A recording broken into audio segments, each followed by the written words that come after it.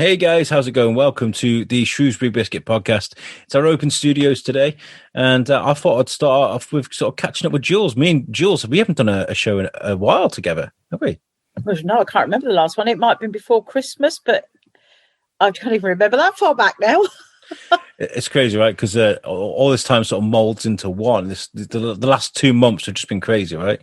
Yeah, very. With Christmas, with Corona, with all the stuff that's going on in America, with the floods now. The floods. It's just one thing after another. When's it all going to end, Jules? It does seem a bit relentless, doesn't it, at the moment? I mean, I know it's winter, and we probably now expect the floods in town, but when you sort of think, oh, but actually it's not been that rainy, so it's not been too bad, and then you just get the deluge. And I know a lot of it's because it all comes from further down the Severn, or sort of higher up, but just when I saw the pictures again, it was like, oh no, it's just and the Iron Bridge as well. I've seen the Iron Bridge pictures, and they've got all their big barriers up. Bewdley, I'll tell you what, Bewdley have got some awesome flood defences, which, to be honest, Shrewsbury Town Council could probably do with having permanently up both sides of the river, not just one side. I know it doesn't help for towns further down, because all it does is just keeps pushing it further down, but my heart goes out to anybody that's been affected by these floods. It's just been I know you kind of expect floods every year, but not like the scale of what it was last year, February. But to get them to near that sort of scale again is just heartbreaking. I was speaking to a few people that are out there, because I want to be helpful, but like I was saying to Kaz, right, I was doing nothing.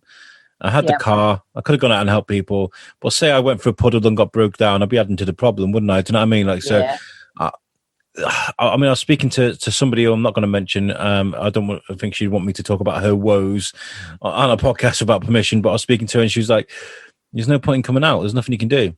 Whatever's going to happen is going to happen, and it's heartbreaking. I saw the pictures from Tom from Nerdy as well. It's terrible. Yeah.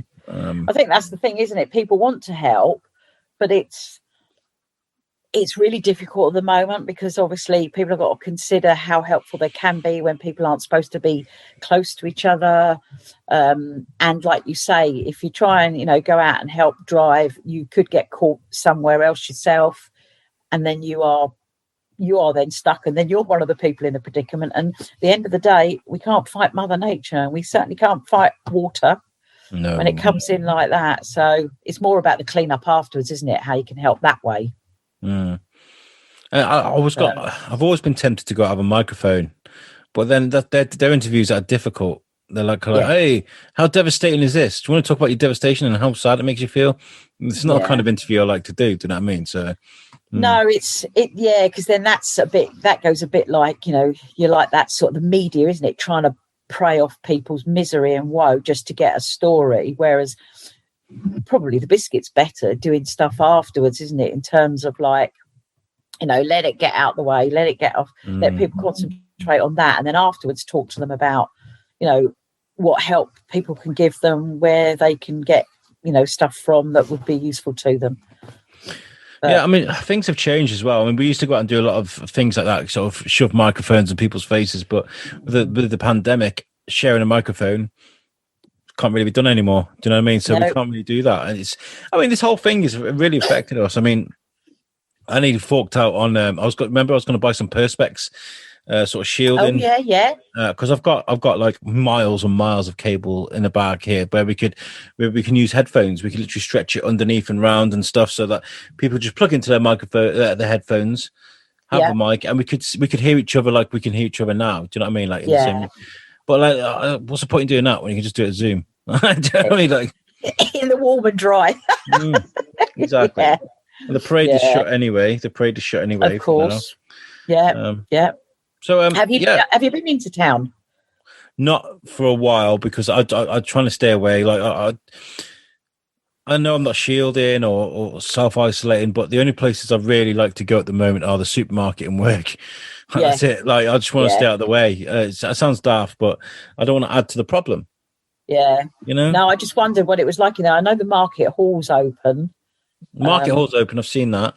Yeah, but I haven't been there this time round at the moment to get bits and pieces. I've been using a farmer's shop near me, but It's a shame because I'd want to give them my business again, but well, you can't even get into town at the moment now, obviously because of the floods again. I think there's only one way in, and everyone's using that one way in, but which obviously is... I mean, where we are now, where we've moved, we've got an Aldi literally across the road. It's just very handy, and I feel bad for using that because, you know, I do like my independent stuff. I mean, with the shows and stuff, I mean, I bought the macaroons from the Shropshire Macaroon Company. We're going to speak to George later. That's going to be fun. You know, I do like to support like independent businesses at the moment. It's just getting out there, isn't it, at the moment? And there are lots of companies that are doing click and collect. Sort of loads. I spoke to Rue Nichols from Little Shropshire Lass, who makes she makes material sort of face masks and bag liners and lavender products and stuff, and she'll deliver, or she'll put them in the post for you. So there's lots of, and that's a little tiny business, do you know what I mean? So there's lots of people that are switched on that kind of like, you can't come to us, we'll come to you. So that's the thing. There's loads of people, isn't there, doing sort of suddenly not diversifying because they're doing the same thing they've always done, but doing stuff in a different way now. Yeah, to make it work for them and others. Yeah. I mean, that's a perfect segue onto an idea that I had, by the way. I think it's a really good idea. We are going to be merging with USUC over StreamYard. We're going to. Yeah. I mean, so what the? Okay, so okay. I've had a message off Dave Prince. There you go. What's this? Oh yeah. Mr. Prince, they're on tonight, aren't they, as well? No, they're not on tonight. But he's just said that. Is it? No, Dave said he's speaking. He remember, he knows that we're speaking to Jamie from Shrewsbury Town, the community, and that their show on the 6th of March is raising money for Shrewsbury Town, the community. Oh, that's cool. That's a good connection. Yeah, they're doing a lot of their shows at the moment. All the ones they're doing are about raising money for different charities. There was the one they put up this morning. He definitely put one up this morning about a show. Oh, now where's that? I need to turn that down, don't I, on here? It's quite good, actually, that even though we're doing 24 hours to go. Right, so tonight's show, they are doing a show tonight, and tonight they're raising money for Lingan Davis. Nice. And it's a charity chosen by their sponsor, Nick Jones Wealth Planning. So that's who so he's sponsoring the show, and then the money that they're raising, because I think obviously people can, because they're back doing it on Facebook as well as YouTube. So, raising money. Saturday, January the 23rd, 6 till 7-ish. Donations can be made via Just Giving. So, so all their sort of Saturday shows now are linked to raising money, which is really cool. Yeah, so I was just typing back to Dave. I was kind of like, "Hey, that's a great idea. Thanks for letting me know." You know, and so me and Jules talking about it on the show now. There you go. You've done us a favor. I love that. I love that. Dave is like he's all about Shropshire, and he's sort of like raising money for raise awareness around here. And Shrewsbury Town community desperately needs that help because they can't open their services. If you don't know what Shrewsbury Town community is, they do so much. It's all linked to the football club. They do so much to help vulnerable people in the area, and they can't at the moment because we'll speak to Jamie later. We'll find out what's going on. But anyway, this StreamYard idea. Let's get back onto that because it's really important. Yes. Cool. I've always wanted to sort of merge is probably the wrong word, but to have like a coupling of USUC and the Biscuit, right? Now, what we're going to do is I'm going to open up a streaming service that will be offer sort of like an independent sort of streaming service for both the Biscuit and USUC. So you're not going to get like USUC stuff on the business page or business the other way around. It just means that we'll all be able to sort of stream on Facebook. We can then do the open studio sessions live. We can do live shows. We can fire stuff onto our YouTube channel. We can do all sorts, you know. It's going to be a lot of fun. And I had this idea of doing a virtual marketplace, right? Right. Okay. Yeah. On Facebook. So we invite, 3 traders onto the show. Yeah. You know, the screens on there. And then maybe they can offer like sort of 15% off during this recording because it's live. With this code, and we can get people to go to the websites and buy stuff, and I just thought it'd be really good. We could do like competitions. That's a good idea. Yeah, that's a great idea, actually. Yeah. So if you want to get involved with that, get in touch with us because I'd love to put the infrastructure in place. We're going to get some sponsors and stuff involved, and anybody that can sort of help us sort of fund the stream. Really, that'd be quite cool. Yeah. And as well, we are speaking with. I don't want to sort of jinx it or anything, but we do this thing on USUC called the Hot Wing quiz. The Hot Wing quiz was just this crazy idea that we had, and Julie, you were amazing last time. You got all the questions for us. This time round. No, because probably should have let you know. But because I kept thinking, I've not had any emails. Nobody sent in any questions. We were supposed to be doing it on the 3rd of February, but we've had to cancel because TS he came up from Cheltenham last time when things relaxed with lockdown, and we did it that way, and he can't this time because we're in complete lockdown. So we've cancelled it. There's not enough. There's too many people to be on a stream. No, that's fair enough. Yeah. And when you've got like somewhat like an A-lister, an American A-lister, should I say, like Mark Summers coming on, you don't want to have too many working parts. So we've cancelled it, and we're going to do it on the 1st of April for our 1-year anniversary for USUC. So we're going to do that. So yeah, when's your 1-year anniversary? What's the date of that? April Fool's Day, 1st of April. Oh, that's right. Actually, yes, I do remember now when you did it on April Fool's. I always thought it was a great idea to launch something on April Fool's Day, but in hindsight, not great. Not a good idea. No. So yeah, we want to try and sort of help traders by giving them a virtual sort of presence online, sort of on Facebook. Like, this is such and such. Did you know there was such a great guy, and they have this, and you can buy this off them. And if you do it now while you were recording, you get 15% off if you use this code. You know. So anyway, back to the wings. This wing was so good. Shane was like, I want to do this for the biscuit, and he went straight ahead and spoken to a local chef, who I'm not going to mention. What it's Liam Tinsley from Feast. I'm pretty sure he won't mind. And he mentioned it to him. I thought, oh, Shane, what you done that for? You know, because like at the end of the day, when you start something, the ball rolling for this, it creates planning and all this. But Liam has taken to it, and he's like, "Let's do something then. Let's do something." And he's like, "I'll give you the wings, the sauce. We'll find the premises. We'll get some cameras in. I think we're going to do it with Adam Pennell the first time. It's going to be awesome. So we're going to. I think it would call it Hot Biscuit. We're calling it Hot Biscuit or something like that. Nice. Yeah, get that. Brilliant. Similar premise. Me and Shane, or whoever's involved at the time, versus our guest. One free for all. One versus, and see who wins. Fun. Oh, brilliant. Sorry, I put my hand up in this. I'm not blanking you out. I'm trying to blank the sun out that's coming through. Now you need my hat, don't you? Here you go. I just need to close the door, but I won't. You can if you want to. It's no big deal. I mean, it's all right. I'm liking the sun coming in, so I'm going to make the most of it. If you can see Jules right now, she's like holding her face up in front of her hand. She can barely see. No, the other way round. I'm holding my hand up in front of my face. What did I say? My face in front of my hand, like. I'm very clever at that. I'm on the ball today, aren't I? On the ball today. Definitely up for this open studio session. I was talking about the prison last night on a live show. Oh yeah, I missed the prison. Yeah, I really do miss it. Gosh, yeah, because we'd have been doing. I had it written down in my diary, but I think I've taken it out now. We'd have been doing one of the first prison breaks this month, wouldn't we? I think that might have been last Saturday. The world's closed. It's a nightmare. But I miss it. We were talking about sort of the spooky goings on and stuff there. You know, it was just. Yeah, I want to get down and look in the old Georgian bit when they open. So I still haven't been down in that bit. Oh, I've been there. It's quite. It's. There are some fascinating things to look at, and when like Lauren or whoever's doing the tour tells you sort of like what went on down there, and it's actually great to have like visual aids to go with a story. I mean, so like you go to one bit and it's like there's the flat modern concrete floor, and you see these arches, and they're like, well, these are the cells, and these are the roofs of the cells, and you're like, oh, okay. I've only seen a few pictures, but it's just like the feeling of being. Is it really cold down under there? I can't remember, if I'm honest.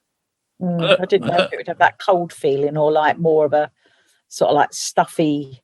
Well, it's definitely going to have a claustrophobic feeling, isn't it? Well, there's a bit of crawling involved. How's things been with your business anyway during just this second lockdown? Well, I'm very fortunate because obviously this time round I've been able to operate predominantly because 98% of my clients are all key workers. So all bar a couple, I've been working, and those that are key workers, particularly the hospital staff and the ones in the care sector, have had to like up their hours and their shifts. So they're obviously asking more of me. So I've been flat out, which is great, except when it's really pouring with rain all day long. But touch wood, I've only had one of those. I've only had one of those so far this month. So yeah, and it's good because obviously I'm out in the fresh air all the time, and I cover really rural areas, so I never see a soul, which is brilliant. So it's really good for my mental health because I'm out all day, out in like when it's weather like this, out getting all your natural sort of daylight and fresh air. So so I'm very, very grateful because I appreciate that loads of people aren't in this same situation, but it's I enjoyed lockdown 1 because I got loads of stuff done at home, but I wouldn't want to be locked down again this time and not be able to do anything. But having said that, I've got loads of rock orders coming in, so I'm also painting loads of rocks. Again, still raising money for the 2 charities that I'm doing this year. And pom-pom reefs. I made some pom-pom reefs over Christmas for some gifts for friends, and then somebody else, then I get somebody saying, "Oh, could you do me one? Oh, could you do me one?" And then I had one of my hairdresser. She wanted one done to match the colourings of her studio, the salon. So I've done one for her. So so I'm now doing ones like business logo colour ones as well. So same sort of thing again, doing them based on raising money for the charities. So so that's keeping me quite busy as well, thankfully.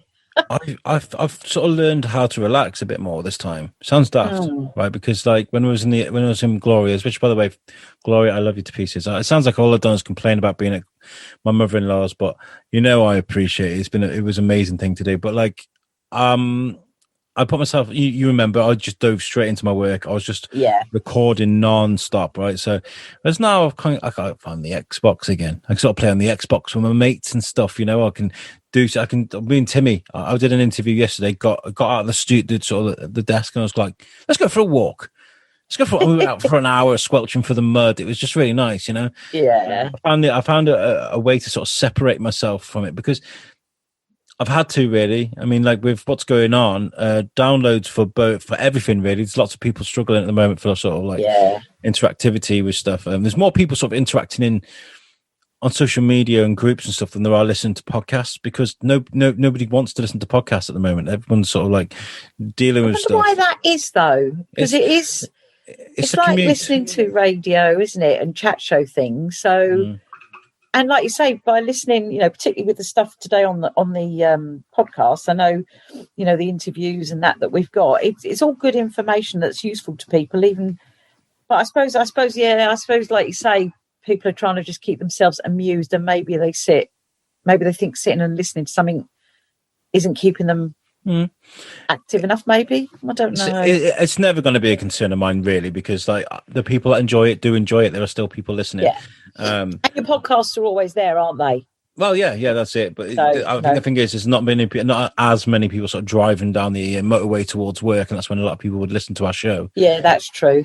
Yeah. But we're still going to we're not going anywhere. Jeez, we're still doing what we're doing. Exactly. Yeah, exactly. So what shows are you doing today for the open studio? You're doing I've got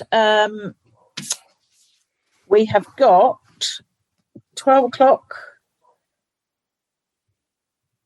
Oh, I've got a board here. So you're doing.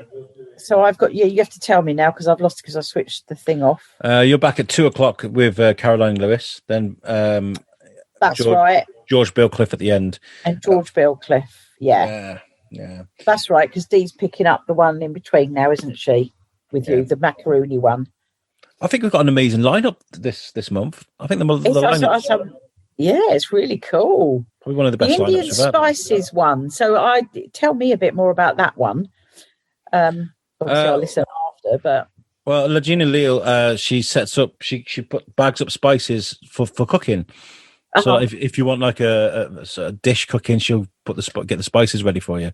So saves you having to sort of pinch this and a pinch of that. Well, I'll find out more. She wanted to do like a cook along sort of during the podcast, but I was like, I did that with Adam Pennell and it didn't go well. I was going to say the cook-alongs. Well, it could be a cook-along afterwards. Obviously, for you at the time, isn't it? Interviewing, it's a bit more of a challenge, but.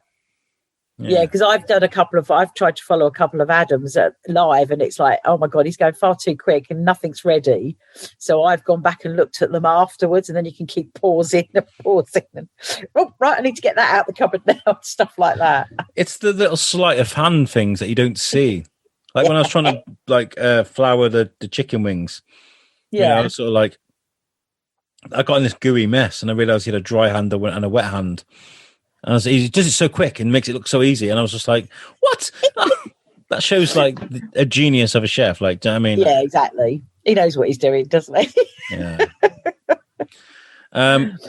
But yeah, we're looking for new ideas and things. Obviously, we've still got the website. This virtual. I think we're moving towards more of a virtual sort of presence with the Biscuit until the world opens again. That is, and then we can sort of get out there and sort of do stuff. There's no point in putting people at risk by being at the studio. So we're going to carry on doing this. This works well. Yeah, it does. It does. When everything's working all right, I've got the internet now to be able to do it. So of course, I'm happy. And are you settled? You say that, talking about that as well. Are you like nicely settled in your new place now? It's beautiful. It's beautiful. Yeah. We've got our own space. You can see my Batman stuff in the bedroom and stuff now. You know, I've got my own stuff around me. You know, you got everything out of storage now. Oh yeah. We were moved in within 3 days. Carpets down, furniture, because we'd a whole year to plan it. Yeah, of course. It's like, you know, the hour. What's that show they used to make over a house in an hour? The 60-minute makeover. Oh yeah. They meticulously planned that for like a year, wouldn't they? And then get everything in, bam. That's right. Yeah. Instead of have everything ready. That's pretty much what we did. We were kind of like, all right, so we need this much carpet. Yeah. You know that.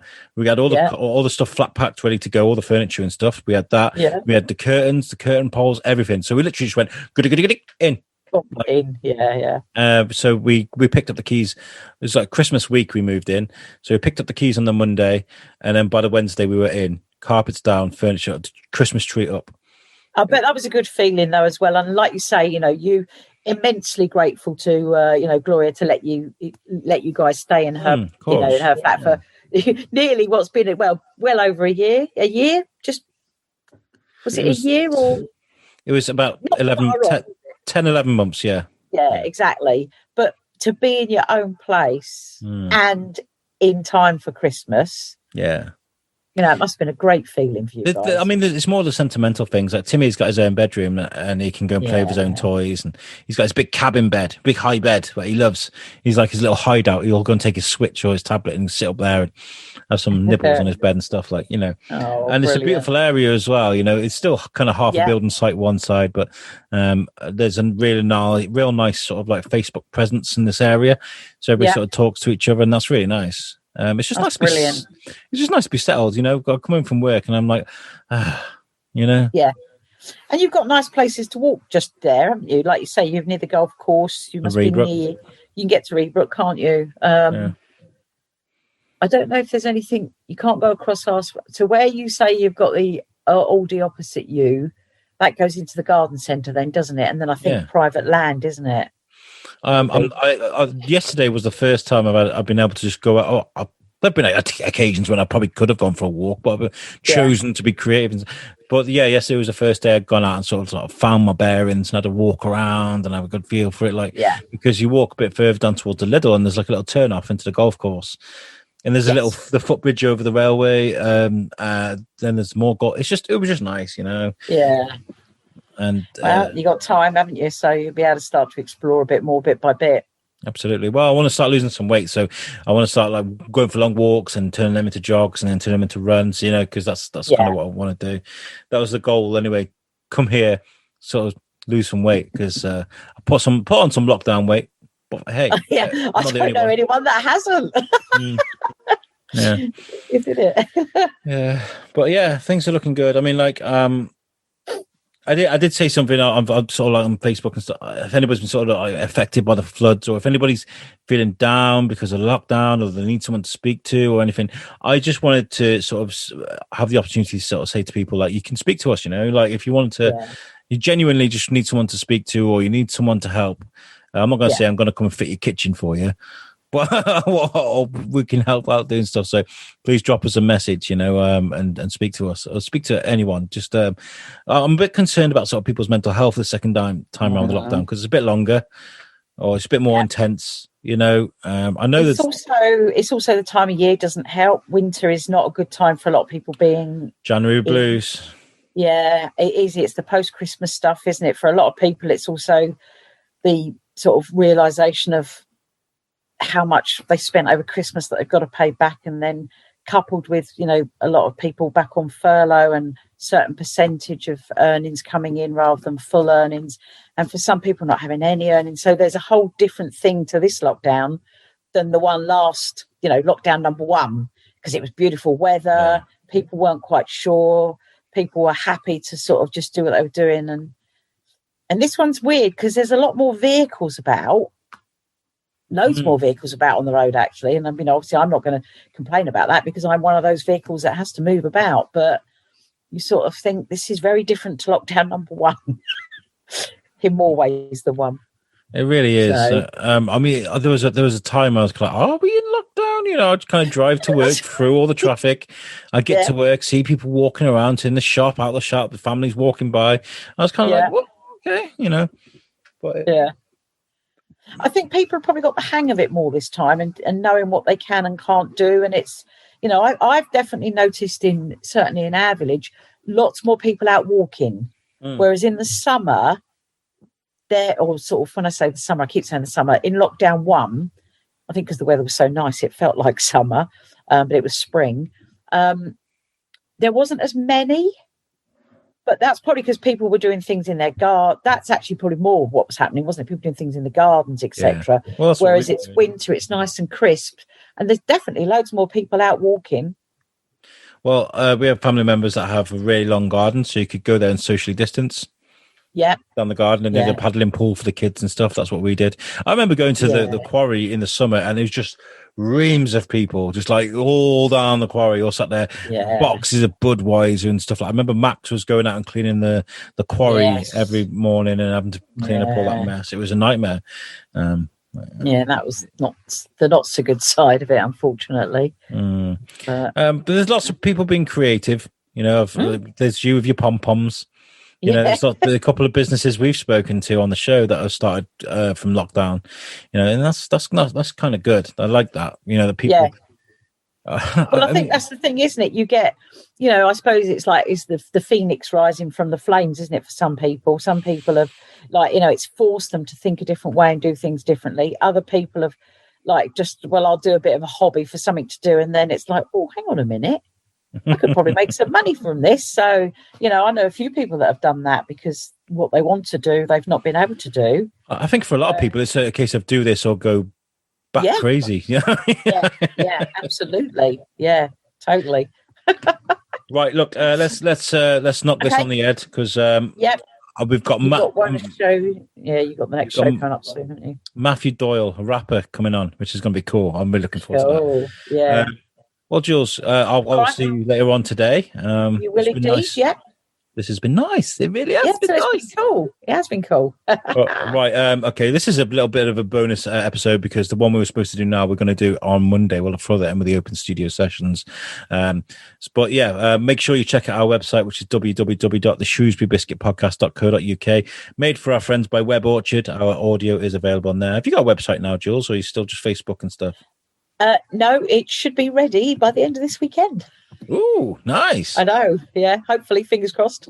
Right, you have to keep us informed. Right. Yeah, I will do. Right, guys, take it easy and we'll catch you next time. Peace out. Peace out. Cheers.